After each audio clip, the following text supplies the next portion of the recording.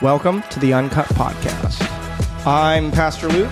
I am Pastor Cameron. And with us today, we have a special guest. We have Cylas Conway. Good morning. Cylas is he's a good friend of mine. We went to the same Bible college together. Mm-hmm. We went to the same church plant for a bit and did all those kind of things. That's kind of where we started our friendship. And yeah, you're in town this week, and we thought it'd be fun to have you onto the podcast with us. I appreciate you guys being willing to let me just sit in. I know that you guys, just knowing Luke and getting to talk to Cameron once in a while when I get to visit, that you guys are always having fun conversations. And so I'm excited to just sit here and chat with you guys about things that are important to talk about, good, beautiful, and true topics. So, yeah. So just to give people a little bit of context, you went to Bible college with me. You studied theology, right? Yeah, theology. I think a lot of my focus was in historical dogmatic theology, specifically in magisterial Reformation studies. So the big names of Calvin, Luther, Zwingli, Bucer, those people fascinated me and still fascinate me to this day. There's a depth that people should there's some, like everybody, there are good things and bad things about them, but the depths of human beings are fascinating to me to study. So that history was important to me, and I enjoyed it. So what have you been doing post? So I graduated from Moody, and then moved to Columbus, Ohio, and I left Moody wanting to find a place in academia, and I did for about 2 years. I went and worked as a classical educator at a high school, teaching medieval humanities, 11th grade English, Latin. I ended up learning Latin in a summer and teaching that because there was a change in curriculum, and I was potentially going to be out of a job if I didn't figure out what to do. And so they said, we need a Latin teacher. So I became the Latin teacher. And to clarify, as one does. learning Latin, especially to teach to junior hires in a summer, is not as impressive as it sounds. I think we learned a whole of 250 vocabulary words. So take babble of Spanish for 3 months and you'll, it's not that impressive, but it was a lot of fun. And I, mixing that with some of my studies of Greek in college helped me to understand the way that language works even better. So that was fun for me to develop that side of myself. And then I found out how much fun teaching language can be, especially to younger students. They soak up language. They love doing the parsing out of verbs and declining nouns and finding their purpose in sentences, and helping them to understand how we communicate was really fulfilling. And so I did that for 2 years, and I just finished my last year with them. I turned in my resignation letter in December because I didn't want to miss out on educating my own children. So they were, I have 3 kids. I have a lovely wife. I don't know why I didn't start out with that. I have a lovely wife, Mackenzie. How dare you? I know. Start out talking about myself, and I don't talk about, my lovely wife.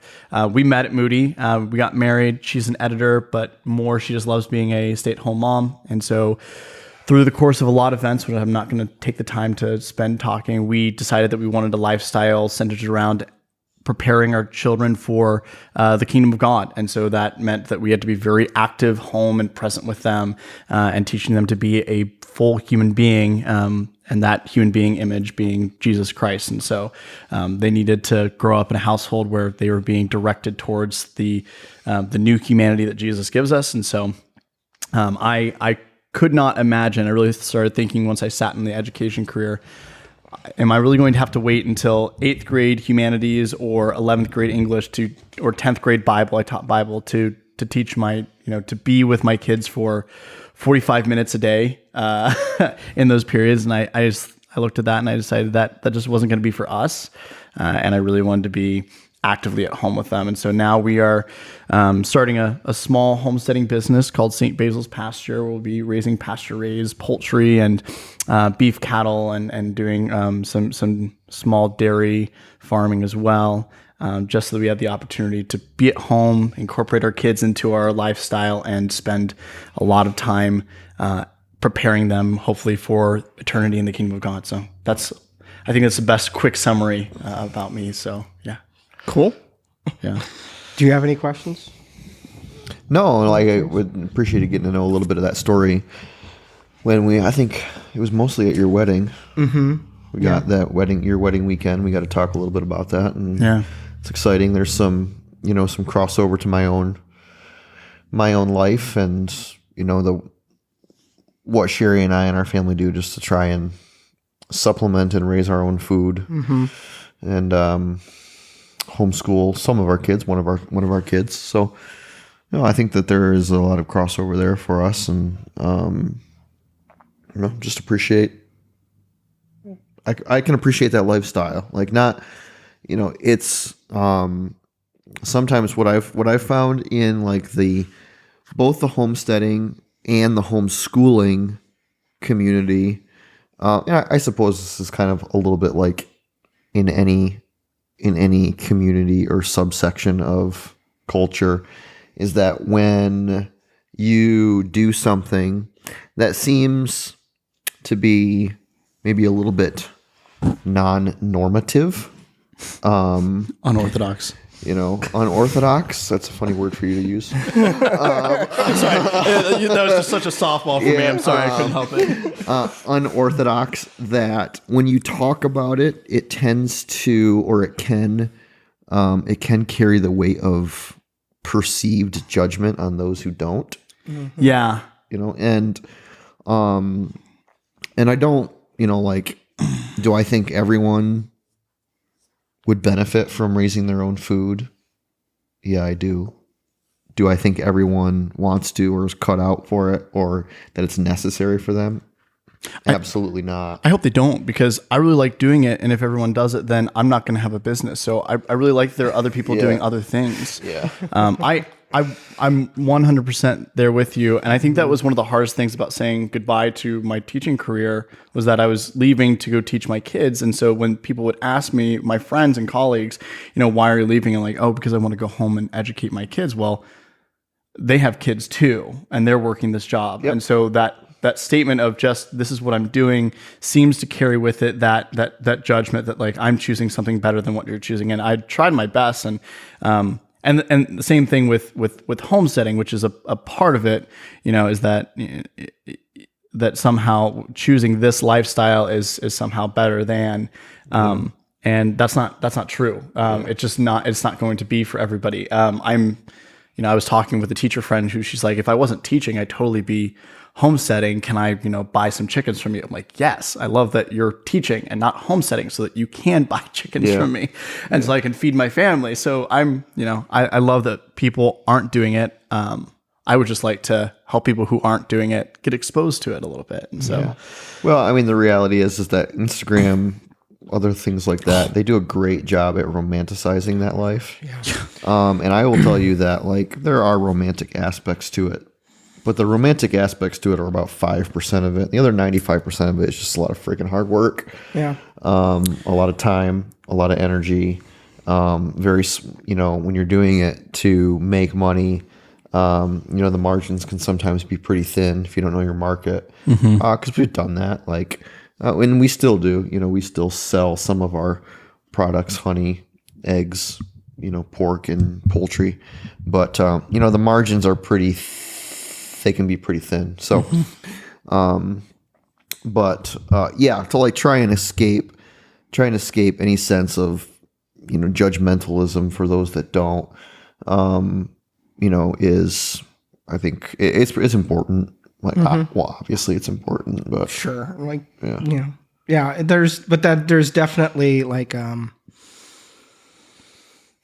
don't know. I don't know if it's just our own sensitivities or the way culture is, or just we're very value and signaling based, that when people start making decisions based out of strongly held values that it's hard for other people to not take offense to that at times. Yeah. Well, and it makes sense. So, like, for instance, when we choose to do something, especially something that is relatively countercultural or unorthodox or whatever word you want to use, when we choose to do something that takes a lot of hard work and that requires a lot from us, we have done so because we have strong beliefs and opinions about that. And we don't do things based on we do things based on what we think is the right thing to do. Yeah. And we don't always separate what is the right thing to do for us versus what is the right thing to do fundamentally. Yeah.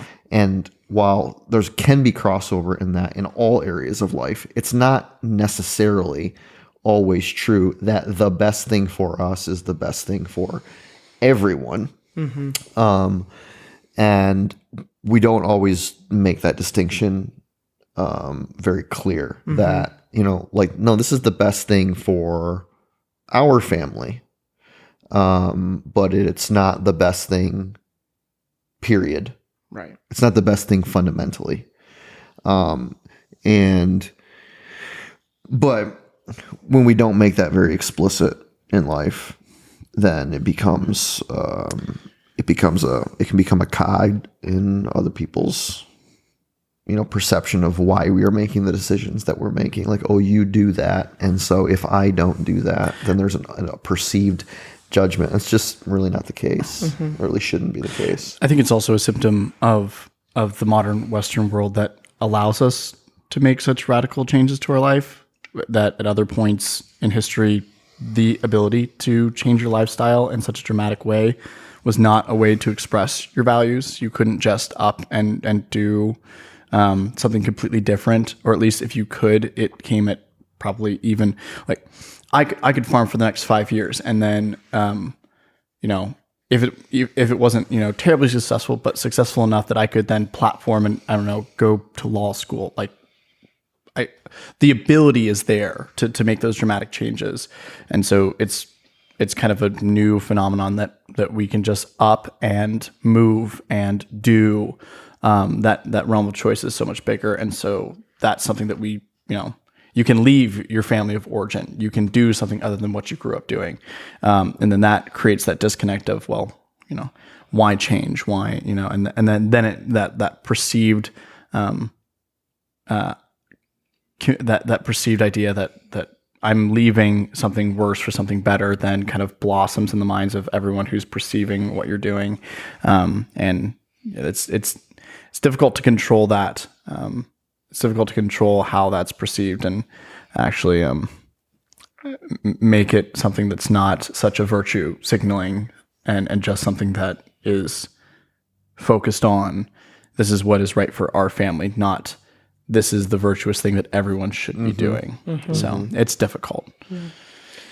Well, Cameron, when you came in and you sat down, we were starting to talk a little bit about friendship. That was kind of something that was on your mind. And funny enough, it was a significant portion of our conversation Last night. Silas and I were having yesterday. So I think that would be a really timely thing to kind of talk about. What was kind of bouncing in your head around on that topic? Yeah, well, I have, in the 2 years or so that we've gotten to know each other, you and I have admired that you have strong friendship with, guys, particularly from Moody, the guys that were in your wedding, Cylas, Connor, Phil, Corey. And, that friendship is very, it's obvious in the fact that you, even in adulthood and with lives and some of you having kids and being in ministry and, the busyness of life, you've still maintained some sense of things that friends do together, spending time together and visiting one another and whatever. And, there is, there's a meme that goes around on the internets. It says essentially, everyone talks about the miracle of Jesus turning water into wine, but no one talks about the miracle of Jesus having 12 close friends in adulthood. Or maybe we should say 11 close friends in adulthood. There's always that one. Yeah, there's always the one, right? And if you don't know of the one, you are the one. Yeah. And it's kind of like funny, haha, but it's also funny, like sobbing. Yeah. Funny, Yeah. because it becomes, I find that it has become increasingly true that as we become adults and we have lives, maybe we get married or we have significant, intimate relationships and we have kids and we get into our careers and that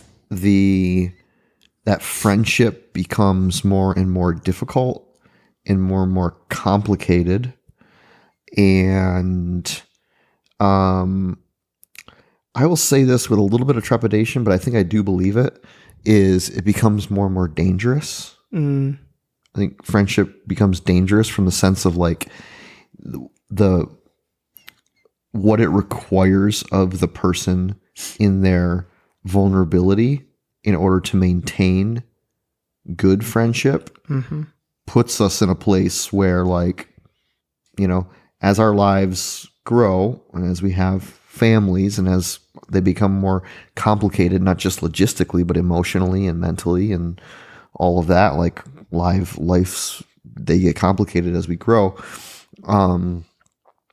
The ability to both maintain and especially the ability to create where there isn't any significant friendship that can kind of ascend above the complexities of life and like the development of strong like fellowship and community and vulnerability and true love for one another.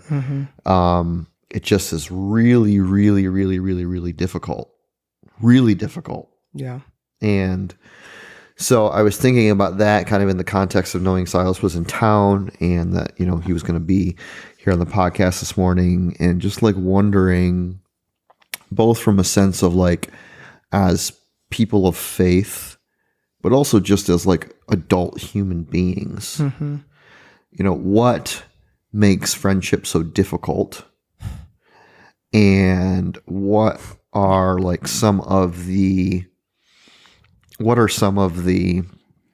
qualities and characteristics of both people and relationships that make friendships work in adulthood? Because as a 40, almost 41-year-old man with, leading a ministry and having 5 kids and, I would say that probably some of the most difficult relationships that I have now is in my friendship relationships, but there's this deep seated sense of that need of not just surface acquaintance. Yeah. I don't need somebody to talk about the score of the football game with. No.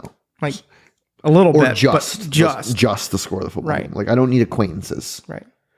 I've got Don't really want acquaintances anymore. Yeah. For me. Well, there's always going to be some level, I think, of you're always going to have a outer circle of acquaintances that you could sit down and have a cup of coffee with or a meal with, but that aren't necessarily what you would consider core friendships. But what I feel like down into my very soul is do I have friends that I can just pray with? Or that do I have friends that don't see me or need me to be pastor? Oh yeah. Do I have people that just know, me for me, and that's enough. And I think that in a lot of ways, that is not just a me problem. No. I think that's a thing that a lot of adults experience now. Oh yeah. So I said all that to say, having Cylas here as your friend for many years now, right? And you've both kind of gone ways in life where you're both married and Cylas has kids and, in careers and life choices and moving away and whatever, you've maintained a sense of friendship. You've maintained friendship, not a sense of, but you've maintained friendship. And so, I think like it's a curious thing to me. And I thought maybe it would be an interesting thing to kind of just, hit back and forth a little bit to see if we could determine what it takes. Well, the funny thing is, I was wondering if you're going to mention this. I know where you're going. because Cylas and I almost weren't friends. Yeah. and this is actually something that I think is going to be interesting to talk about and maybe, we didn't hit it off when we first met, for first year or more. I think we both mutually drove each other nuts, to be honest with each other. We both went to the same school, and like the thing about going to at least Moody, the Bible college we attended, is like you didn't want to go to a church or be involved in a ministry where there were a whole bunch of other Moody's people, right? And so like I met up with like a church planner and like eventually worked with the church plant as the associate pastor, and I was getting involved in like the very, very early like on the couch around the coffee table stages of the church plant. And then all of a sudden this underclassman shows up who's like involved. And I was like, who's this Moody student? Get off my church. Like I wanted to be the inside Moody student. And I think you weren't there at the first meeting that I was at. So I felt that I had staked my claim first, and then you showed up, or at least you showed up late or something. Yeah. So I was like, oh, there's already another one of us here. Yes. So there was immediately some like, I don't know, competition. Yeah. But then also like our personalities, we've since found out that our personalities are the exact opposite on the spectrum. Like if you're like if you know the Myers-Briggs, I'm an ISFP. ENTJ. He's like the exact opposite. And so we both thought that's the key. Find someone who's no, I'm just kidding. Well, we both thought the other person just graded against us. Oh yeah. I was like, why won't he be quiet? Why won't he ever talk? Just sits in the back and does the dials on the sound machine. Yeah. So we just both. But what do you remember, Cylas? What was like the thing that eventually like we had a really bad double date once? But how did we actually cross the barrier from kind of just vulnerability? You had a bad breakup, and so I think what happened is, so my wife and I were kind of the church had gained a reputation and gotten really good at doing really intentional hospitality. And we picked up on that. And so the pastor and his wife were good at inviting everybody. So we're like, all right, we're going to do that too. And so we started inviting everybody. And we spent an entire year inviting everybody except for Luke, because I did not want to talk to him. And we were like, we have to invite Luke and his girlfriend. It's like we've literally invited everybody over to our house twice because our church was small, and we had invited everybody over twice. And like, okay, we have to invite the associate pastor over. So we did, and we had that awkward date. And then I think you had a breakup, and then, and just as, somebody, a part of the community, were like, we needed to, minister to you, or just, be a friend, even though we weren't close. Like it was terrible. And everyone was like, and I think in that vulnerability, you started talking more, not that was the problem, but that I saw that part of you were expressing. And one thing that we do connect with is both of us are pretty emotionally aware and like to talk about those things. And so you had enough of an emotional experience to kind of, you could not, I think, correct me if I'm wrong, but you couldn't really hold up the facade. I think a lot of the times you're really good at having a face. And I don't like that, because if you can't tell, I really like to show my emotions and express those. And so when somebody doesn't, I'm immediately distrusting of them. And I have a hard time if someone's got, they don't do a lot. And so when you had the breakup, I think that vulnerability came out. You were over at our house, and then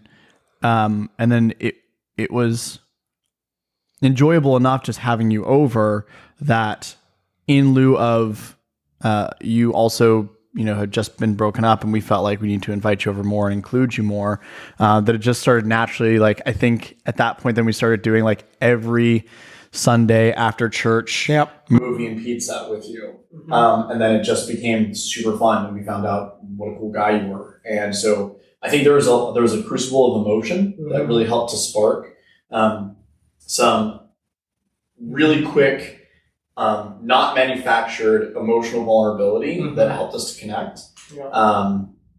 I don't think that is a formula for friendship, but I think that was a natural phenomenon. It's an ingredient to it. Yeah, it's not the totality of it. Well, because like the other part too is that like, on the flip side of it is you guys practiced like vulnerability inside of hospitality.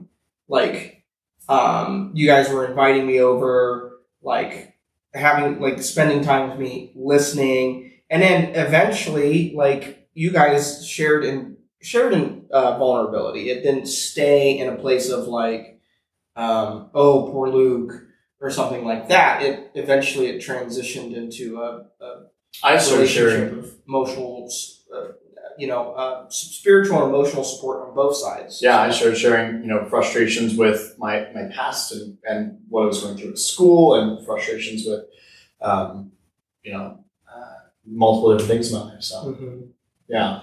Yeah, because the thing about vulnerability is, one, true vulnerability in friendship is not a one-way street. Yep. Because then it's a counseling relationship. Like, describe the relationship where one person is vulnerable and the other is not. Well, you're sitting with a therapist. Or a pastor. Yeah. Right. So, that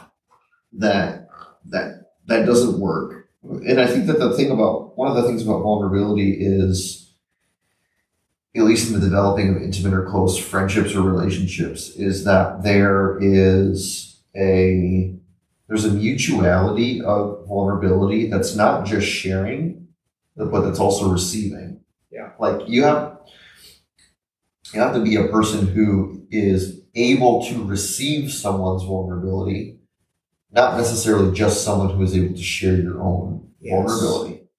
That's really big. Yeah. So, like, if you are,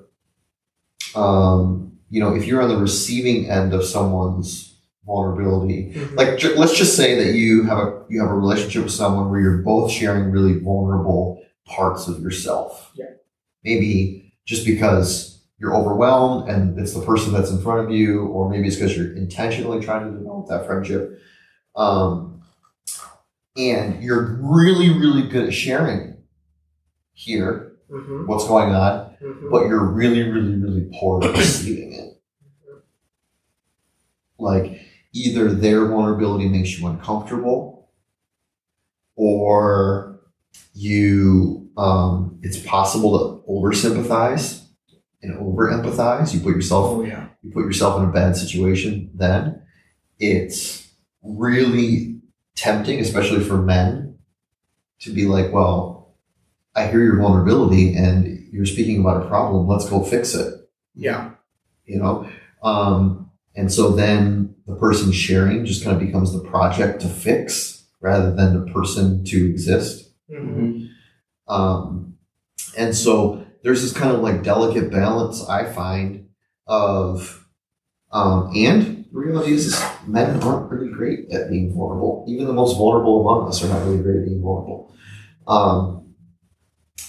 So there's this balance to there's this balance to tread or to walk on, where, like, okay, how do I become a person who, like, where vulnerability, I receive it safely and in a way that allows for continued both sharing and building of friendship. Yeah.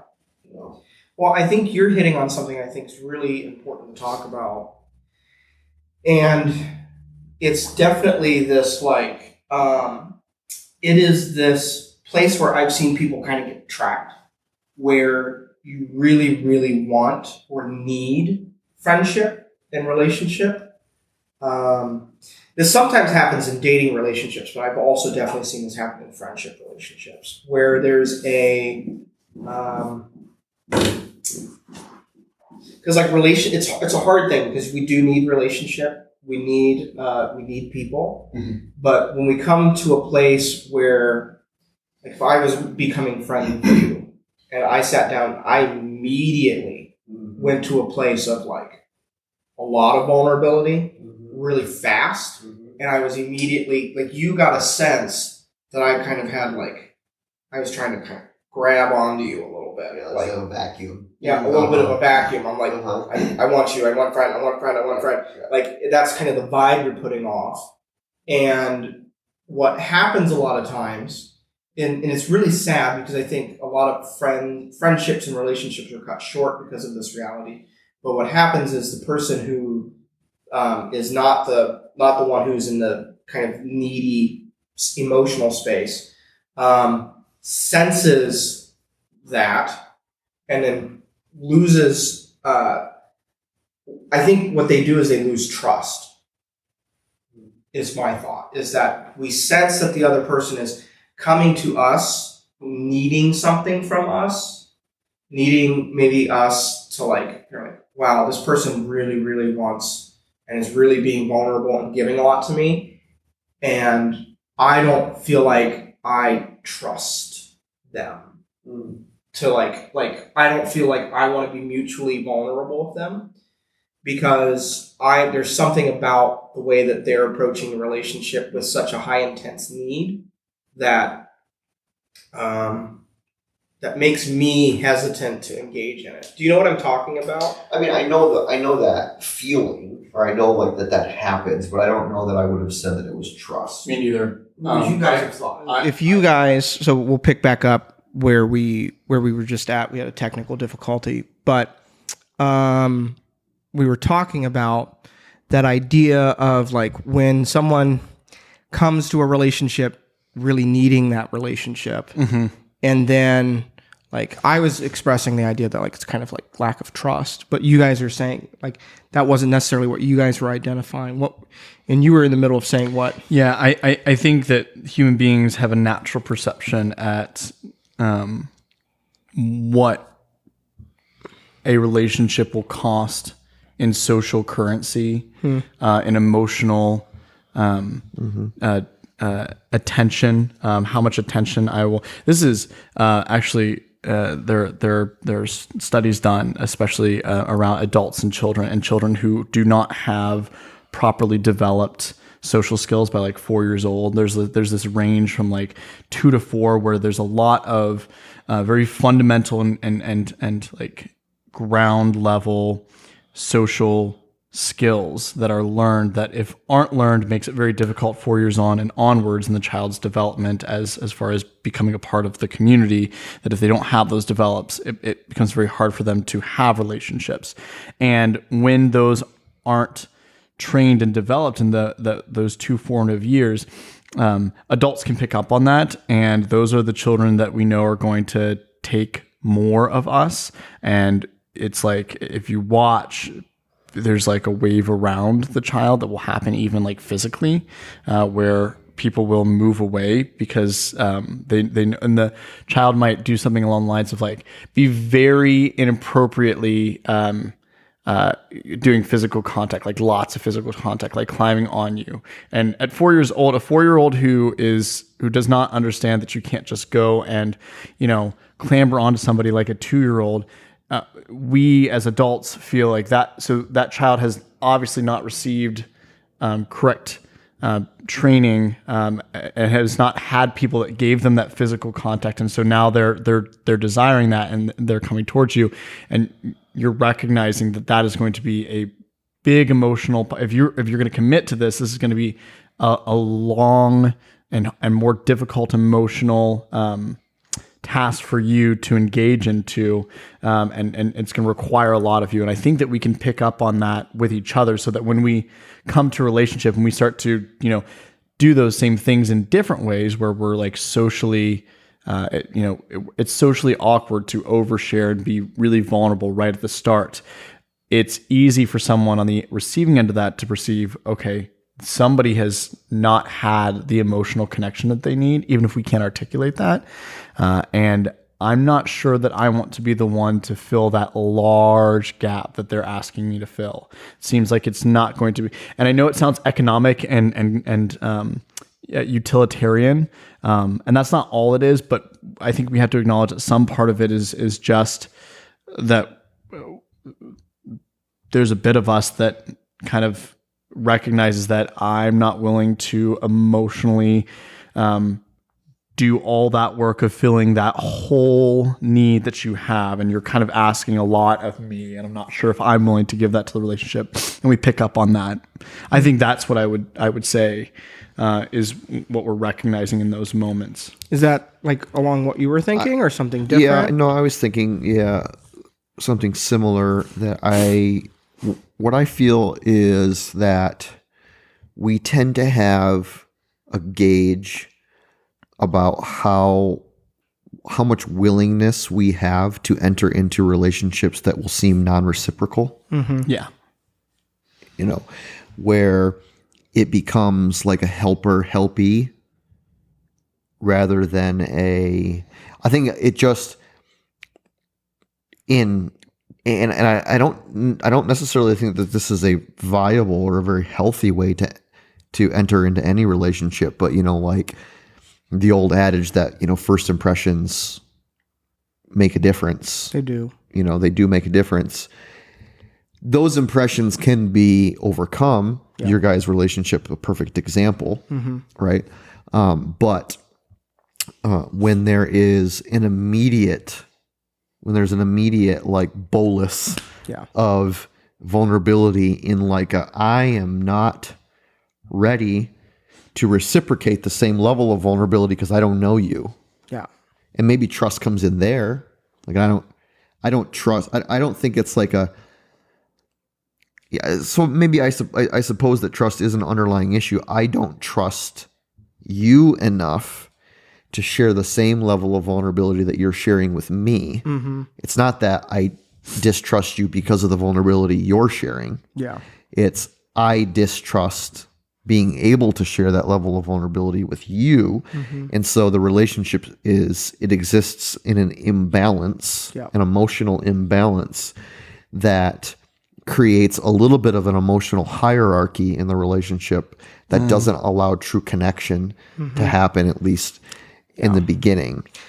Yeah. We're not talking about dating. We're talking about like friendships. Yes. But like this can be a component, and was a component I dealt with in romantic relationships for a long time. Was anytime I came to a romantic relationship, I was coming from a place of lack of security, lack of identity, generally lack of self.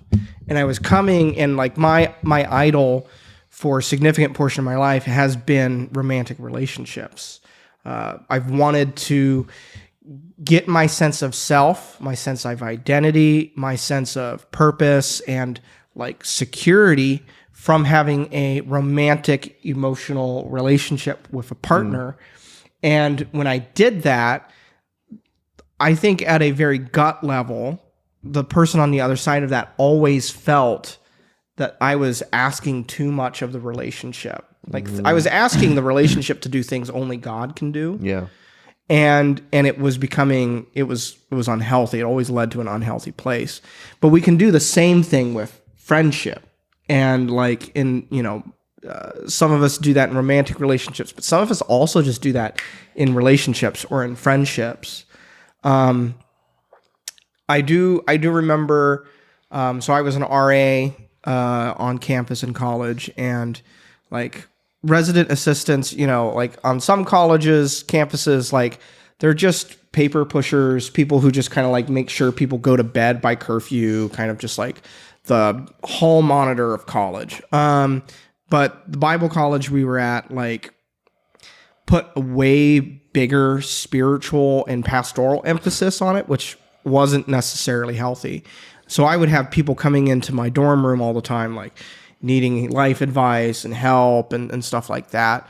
And when I graduated, and some of the guys on my floor would run into me post-graduation, and they would want to sit down, and I had like coffee with a handful of them, and we would sit down and we'd have a conversation. And for them, I could tell that they were expecting the same level of like counselor, Pastor Luke. But I was like, but I'm not your RA anymore. Like, if we want to maintain a relationship outside of this, it has to become more mutual.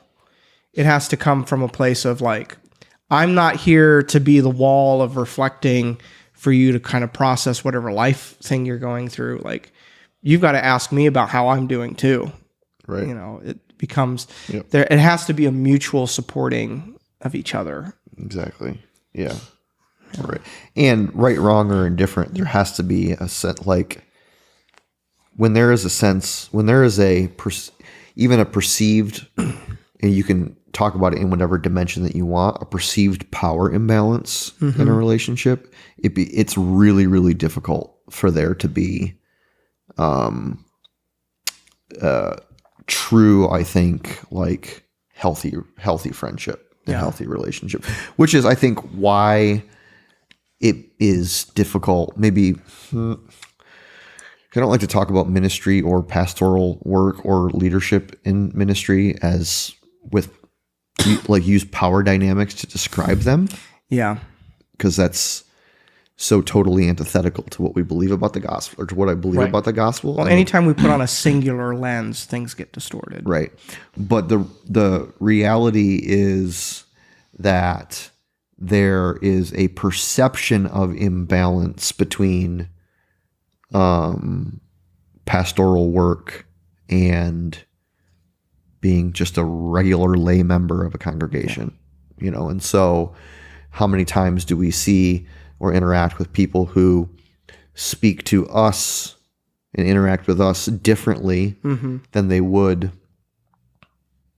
just a friend, right? Yeah. Because there's this perceived level of like, you're a pastor, so there are ways in which I should talk to you, act around you, interact with you, that they don't carry with them in other relationships.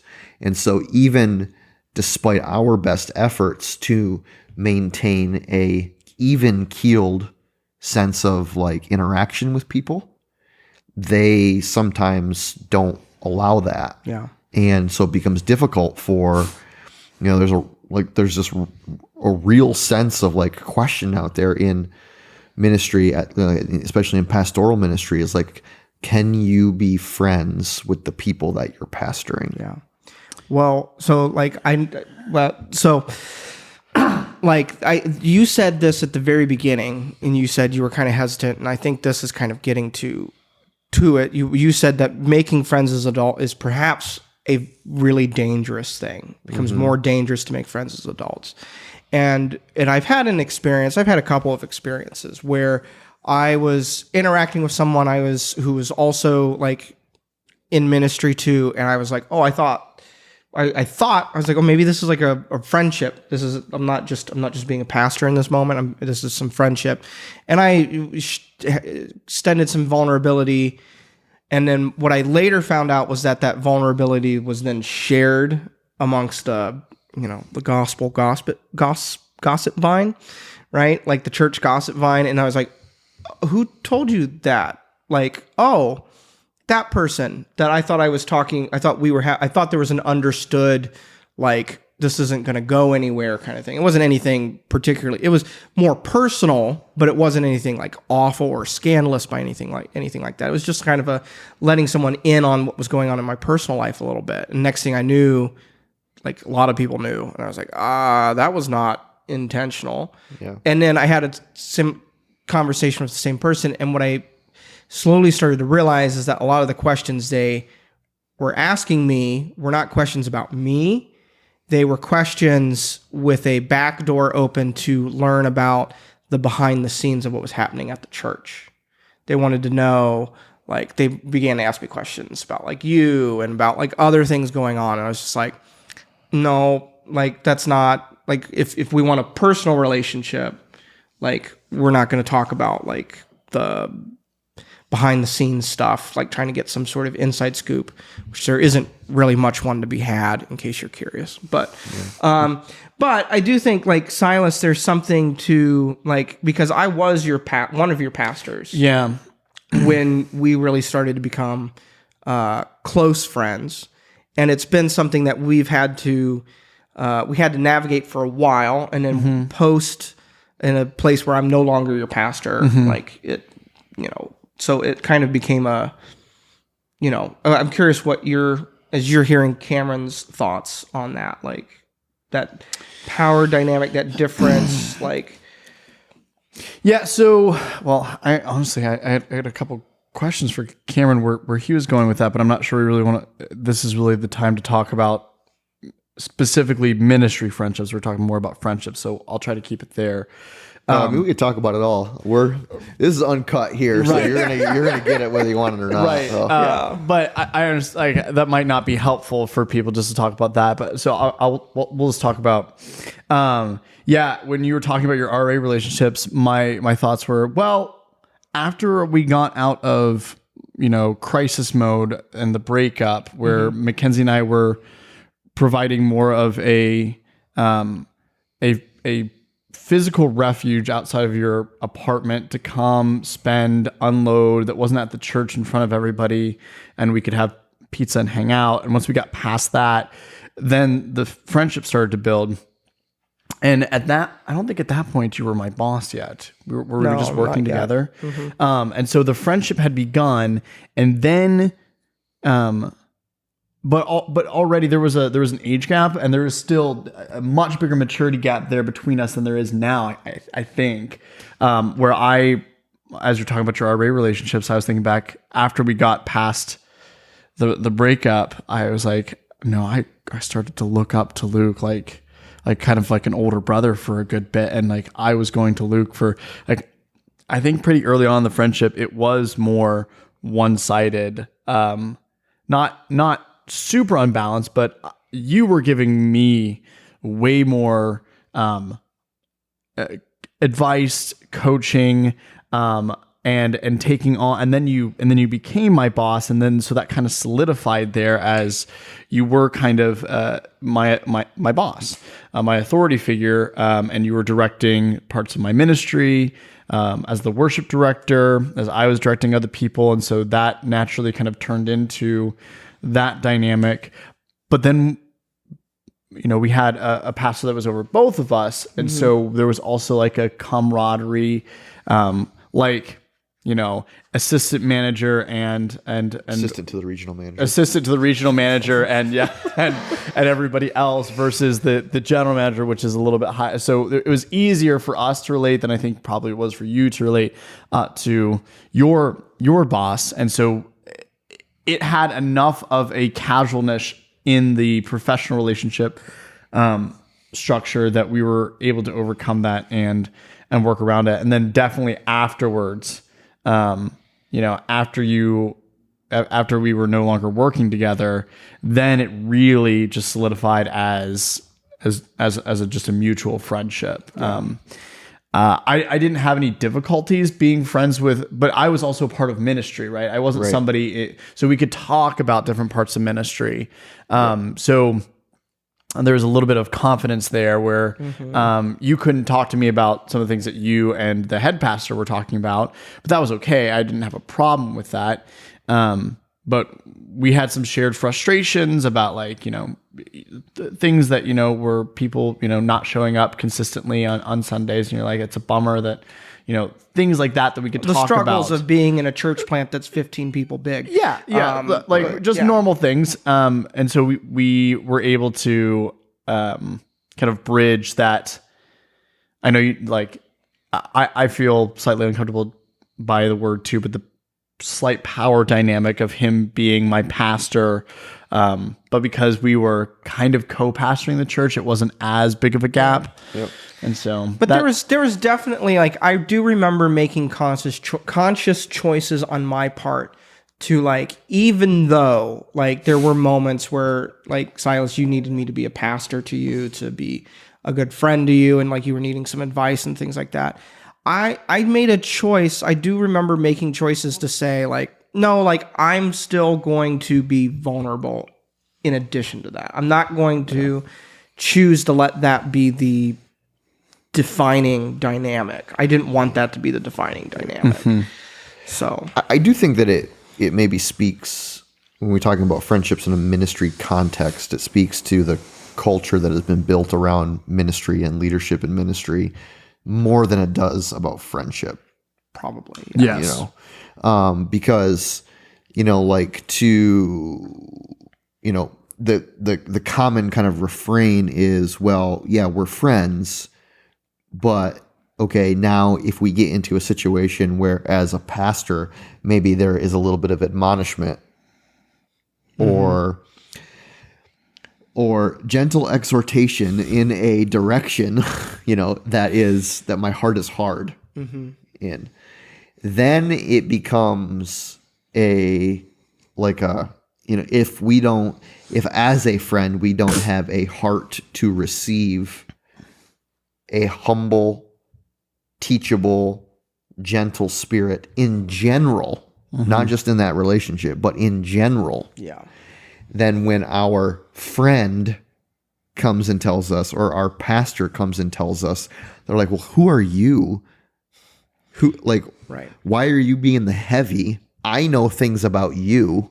Right. We're like, well, yeah, I know you do. Right. We're both sinners. Yes, because we're friends, and I've shared those with you in vulnerability as friends, but it does not negate the reality of like that in this context or in this relationship or this conversation, like you need me to not just be a friend, but also the person to whom like has accepted a weight of responsibility for the shepherding of your soul. Right. Well, and the thing too is that like there's that unique authoritative responsibility that sits inside of the ministry context. But I do think that we've lost a little bit of the view of biblical friendship, in that we've lost the sense of those. There's a number of proverbs that talk about friendship. Yeah. The one that sticks out to me is like harmful are the words of like, harmful are like the soft words of an enemy, but like good are the painful words of a friend. Yep.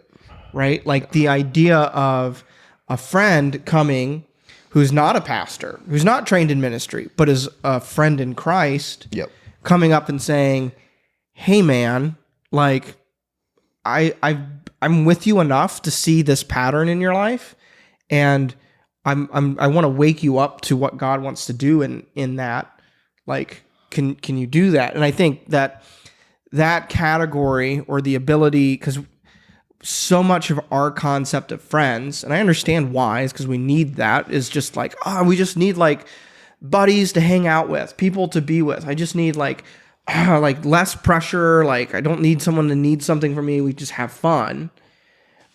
And then because we long for that kind of relationship, but then we're shortcutting what I think God intends for it, and that being a mutual upbuilding, like someone who genuinely, like I talk about this a lot with the recovery stuff that I've done, and just working on like people with addictions and things like that. And I will talk with people who are particularly making a change, moving away from use of alcohol. And what they often find is that they find out who wasn't actually their friend. Yeah. Because all of a sudden they've got friends who are really mad at them because they have stopped drinking alcohol. Yeah. It's like, well, they were not your friend, because your friend would want the best for you. And if the best for you is to not be consuming alcohol, they should not be guilting you, shaming you, trying to cajole you into having a drink. Right. They should be supporting you. And I think that's a huge, because, you know, Lewis defines friendship as walking alongside a path, coming alongside someone and saying, oh, I enjoy this thing. And the person says, oh, me too. And that's how C.S. Lewis describes friendship starting. And I think that's true. But if it only ever stays in a realm of like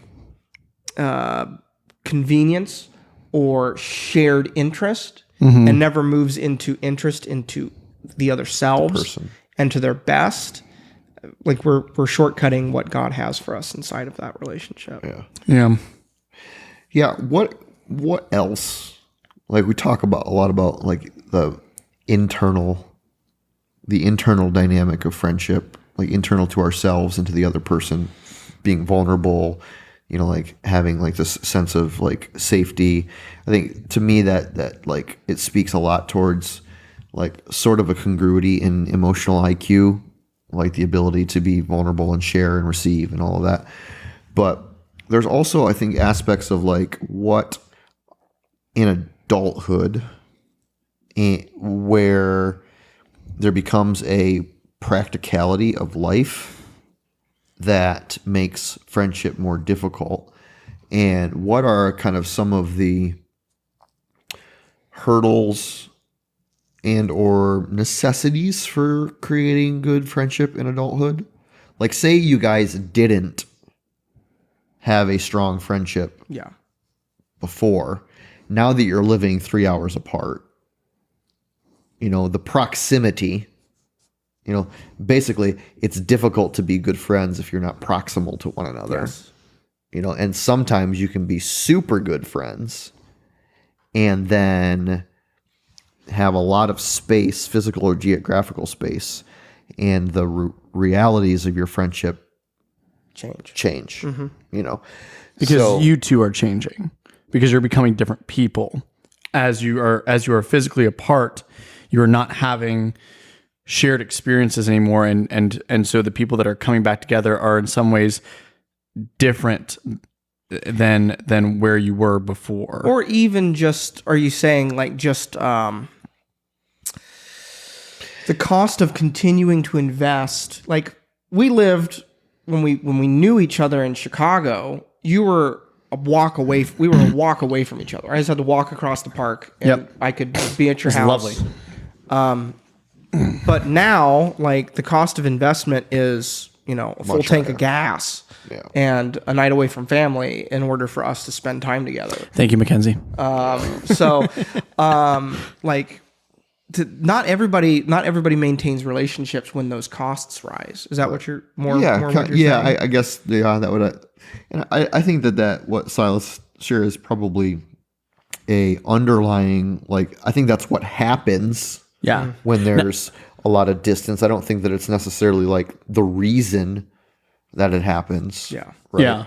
Because we have moved away and we have changed, but the difference is that, with modern technology and phones, we are able to, Luke and I are able to perceive the changes and see and participate still in those changes, in those life events still. And it's when that communication breaks down that it's like going back to, if you don't maintain that communication, it's like going back to your hometown and expecting like that old friendship to be, no, you're different now.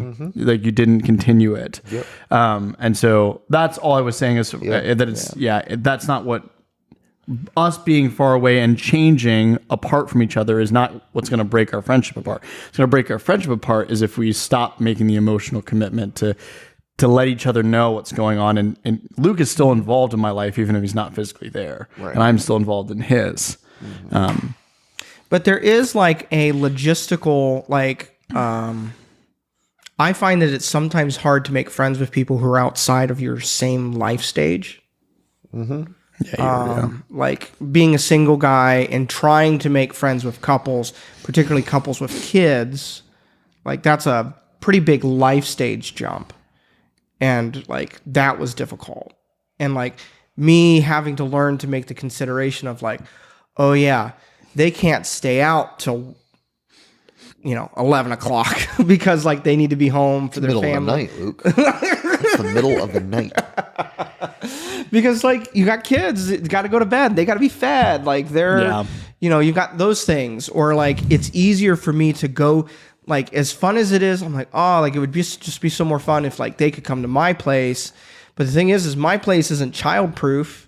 No. It doesn't have anything for kids to do, right? And they're like, well, hanging out with me also involves hanging out with my family a little bit. And I think that dynamic becomes difficult sometimes. Yeah. Yeah, it does. Mm-hmm. Yeah. I get the sense that like people, there's been like stuff, I think there was an article released recently that talked about like the loneliness epidemic and all of this stuff. And there's a, the book I always think about with this topic is, and I've never read it, I've just heard about it a gazillion times, is Bowling Alone. Like this idea of loss of like communal third spaces. Right. Adults don't do things together anymore. It becomes more like nuclear family focused and stuff. But I do get the sense that everybody is longing for friendship, longing for community and connection. Mm-hmm. But we're all waiting for the other person to make the move. Right. And the reason, I think, one of the reasons, and you're talking about the communal space there, is that for, I would say, 95% of everybody living in our cultural context was put into a school system where friendships were, circumstantial, and the emotional effort of putting yourselves in a it was utilitarian. You had to be friends with who was there. My wife went to a really big high school where you could kind of choose your friends, but I went to a small high school where it's like my class was, I think 30 by the time there were 30 of us when we graduated. So you had to be friends with them, and you were with each other every single day. And so that was the way that we were taught to develop friendships. And then you go into, you transition into adult life where you're not required to spend time with people, and you can always choose to leave, and you're not forced to work through some of those difficult things because of circumstantial space, that you've not had to flex the muscle of working through on your own self-discipline to stick with certain groups or a place or a person, that you kind of have to, you can get a fight with your friend in homeroom, but the bummer is you're going to be in that homeroom for the next 3 years with them. And so you're going to have to get over that beef really quick, or it's going to be a miserable, high school career for you. I don't think we have the opportunity in that context to flex the muscle of, our own independent discipline to work through some difficulties, and the ability to kind of flee from emotional trial and difficulties is a little bit too tempting sometimes for us to resist and kind of just run away when things get difficult. And so I think that's a hurdle that we have to jump over. Makes me think of the rise of work friendships, of you can make acquaintances and works and pals that you get along with at work, but then that only goes so far, or only goes to a depth of so far. And then you're like, well, I feel kind of close with the people who maybe I work with, or I'm have a consistent connection with because of some commonality, but at the end of the day, they're not the person who I feel like I could call in the middle of the night, if I needed help or needed somebody to talk to, or not a place where I can just show up at their doorstep and be welcomed. And that's usually demonstrated when you switch jobs. Yeah. And those relationships aren't maintained. And Absolutely. Now we have a sense of what that relationship actually was. Right. Yeah. So there's something more to it. Yeah. There's something more than just commonality. Yeah. Or proximity. Yeah. Right. It can create a level of friendship, but it can't make the level of friendship that we're maybe all longing for. Right. Yeah. Yeah. There was something I was going to say. I don't remember. I think it had something to do with just the difficulty of creating relationship, creating friendship when they're in the adult stage of life, when it wasn't initiated at a less complex stage. Yeah. For me to like go out and say, okay, I'm going to go out and find a best friend. Well, I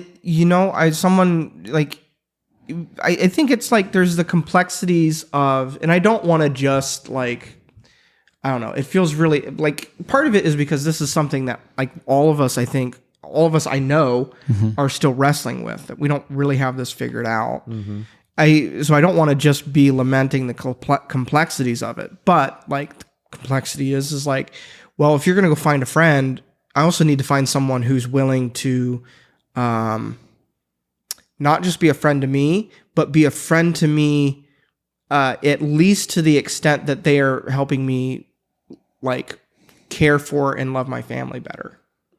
I need somebody who is not just like a friend to me, but someone who's willing to be a friend to me so that in part I can be a better person for my family. That whole trying to find couple friends, right? Like that whole dynamic of trying to find a couple that you can both hang out with and you both mutually like, all four of you like each other, right? That complexity. The fact of the matter that like, you've got evening engagements throughout the week. We've got work engagements, maybe kids got things going on and stuff like that. And if you're already spending a couple nights a week out of the house doing something kind of obligatory, like, man, sometimes it would just be really nice to just stay home, right? And like not put myself out there. Right. I think I'm going to take the conversation a little bit to a slightly different direction. But the one thing that popped up in my head is like, so what are some things that people can do to how do we naturally? So you Cameron, you said, I want to go out and find a best friend, and like that. I think for all of us, that statement there, like walk out the door and go find a best friend, feels awkward. Like, how do you even do that? Like, what is that going to entail? Like, do I just go grab somebody and like start to emotionally, and that's just not natural. I don't think that's how friendships happen. And I think going back to our relationship and how it started, friendships happen, I think, a lot of the times through one person needing help. A lot of the time. So one way that I think that I have learned, and this, I forget who said this quote, but an older, I don't know, somebody said this, I don't remember who, but they said the best way when you're moving to a new town to get yourself invested in the community is to ask for help. Don't do favors for other people. Ask for help. Why? Because everybody in the community is looking for ways to show that they are a reliable part of the community, that they are somebody who can be trusted, somebody who is a good person, someone who is helpful, someone who is a part of the community. And you are giving them an opportunity to, one, show that, and to, two, make them feel as if in some ways that you're that you're a little indebted to them. People don't like to feel themselves indebted, but when they feel like I've really supplied something to their life, you feel stable, right? As somebody who is contributing to the larger community. And people like to be needed. People like to be needed. And so one of the ways that now that I've started a homestead, that naturally that I have gotten people to drive 45 minutes from Columbus out to my small property to be my friend from my church, because we live a good distance away from our church, is say, I can't do some of this work on my own. Would you be willing to come out and help with me? And especially guys, like guys in my church come out in droves to do free labor for me.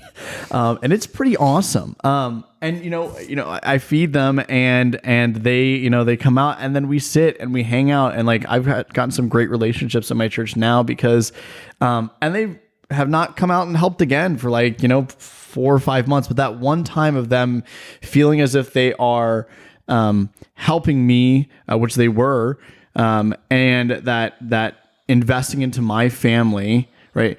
And what and I think human beings are more. I think here's a key thing. We are much more willing to invest physically than emotionally. Like we're more scared of like filling an emotional void for somebody than we are a physical void. Like I think I would much more be if someone said, I need you to help me work for 8 hours versus showing up to a coffee shop and saying, just being immediately vulnerable and like kind of asking for that. One scares me more than the other, right? Yeah. I'd rather go I'd rather go chop wood for 2 weeks for you than for you to come up to me and say like, so, I'm just out of, a bad relationship, and, all these things. It's like, wow, hey, my goodness. And so I think just a way to naturally find friends is to be vulnerable in some simpler ways. Ask somebody to do yard work, ask somebody to, come help you change your oil. Like, especially guys like to do things together. And I really enjoy doing things with other guys because we like to fix things. Like, come help me. Like, my friends and I have just realized, like, why do we keep doing all of our oil changes on our own? Like, let's all park our cars together and I'll do our oil changes. And then maybe we'll figure out how to do, I don't know, we'll do somebody's suspension too. Guys like to be physical. So I think that's a natural way to start to bridge the vulnerability gap in a way that's not be my deep friend right now. Yeah, those types of things are much wider front doors to walk through. That's a much easier door to walk through than, like you said, hey, because it speaks to the situation that you were describing about like that person that just rushes in with the emotional vulnerability that is too much, and that typically is the ways in which my friendships have been developed. They start somewhere else. Yep. They start on the jiu-jitsu mat, or they start, in a police car, or they start somewhere else. Other environments where they start here too. But that door becomes a little bit wider. Yeah. Mm-hmm. Yeah. Mm-hmm. Yeah.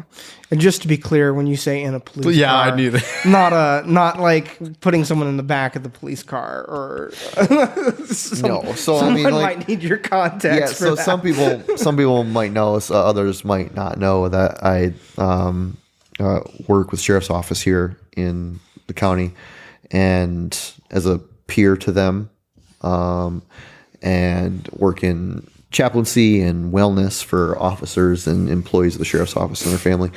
And some of my most significant friendships have come through, that work with, and so, I've never been arrested. Yeah. I'm not in the back of a police car. Right. Yeah. But So just wanted to clarify that in case anyone got super confused. You've never been in the back of a police car? well, I've been in the back of a police car, but not with handcuffs on because I did something I shouldn't have, so. Oh.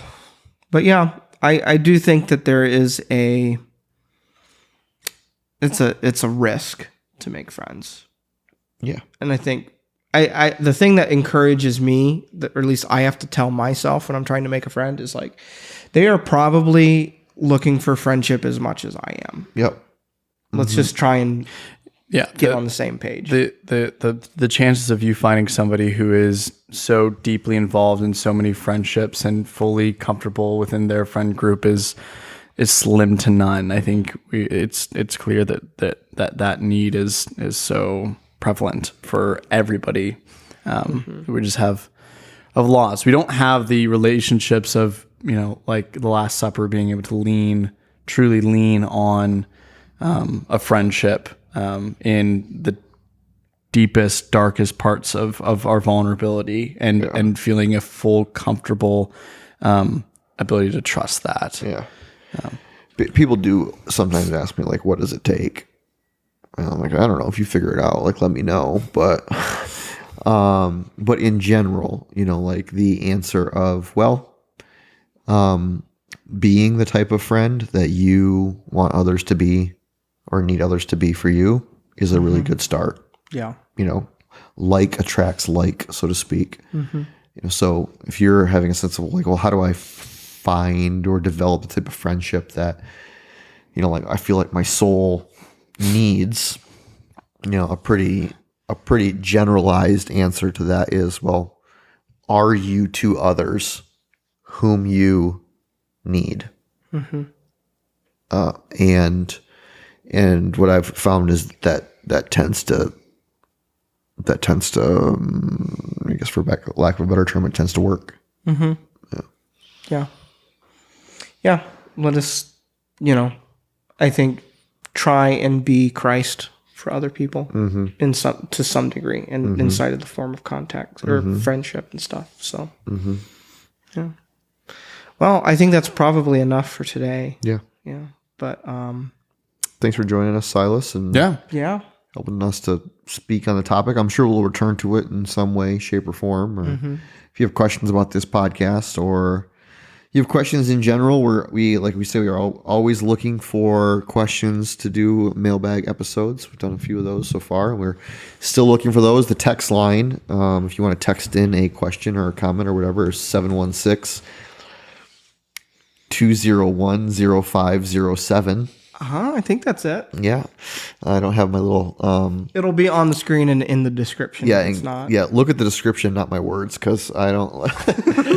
I'm still relying on my sticky note to say it, but I think it's 201-0507, 716 there. And text in any questions or comments you have. As always, please like it, rate it, and share it in whatever format that you are listening to it. It helps to get more exposure, I think, on this, our 20th podcast episode. So, thanks for joining us, Cylas. My pleasure. Thanks for having me. Yep, have a good day. It was good.